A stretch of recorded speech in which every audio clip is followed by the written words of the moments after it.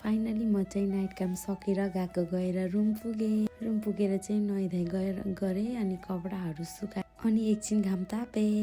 आज चाहिँ साथी र मेरो प्लान थियो कि सुक्खा रोटी र मासु खाने भनेर, त्यही भएर म चाहिँ पिठो मुस्न बोल्दै हाड नभएको जिब्रो लटपटिए छ क्या। म त पिठो भनेको मिठो भन्न पुगेछु कि यदि मिल्थ्यो भने नि म 2-3 जनालाई यसरी नै कुट्थेँ कि। अनि हाम्रो रुममा चाहिँ र्याप सकेको थियो क्या, मैले चाहिँ त्यसैले माथिबाट अनि लाग्छु म भाँडा माझ्न। मलाई यो भाँडा माझ्न जस्तो झ्याउ केही लाग्दैन गाइस, तर के गर्नु माझ्न त पर्यो थुपारेर राखेपछि। अनि ग्यास सफा अनि लागे म रुम सफा गर्न।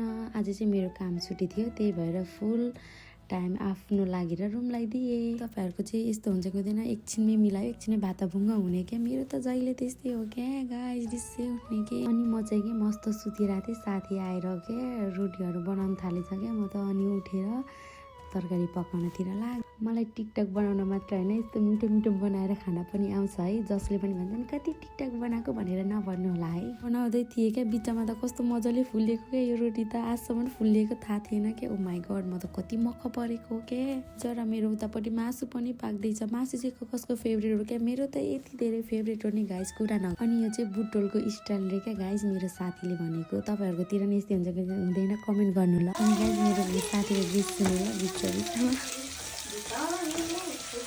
सिङ्गर हुनुपर्ने मान्छे जापान आइसक्यो कि तिमी त। मैले चाहिँ मेरो र साथीको लागि रेडी गरेँ अनि मैले चाहिँ गम खाना थालेँ। अनि कि मैले साथीलाई आऊ तिमी र म चेस गरौँ भनेको, कति ढिला गरे हो क्या साथीले, खाना हतार भइसक्यो। अनि मैले चाहिँ खाएर सक्ने भाँडा माझेँ। बाई बाई गाइज, आजको लागि यति नै। सबैले माया गर्नु होला, love you, thank you for watching.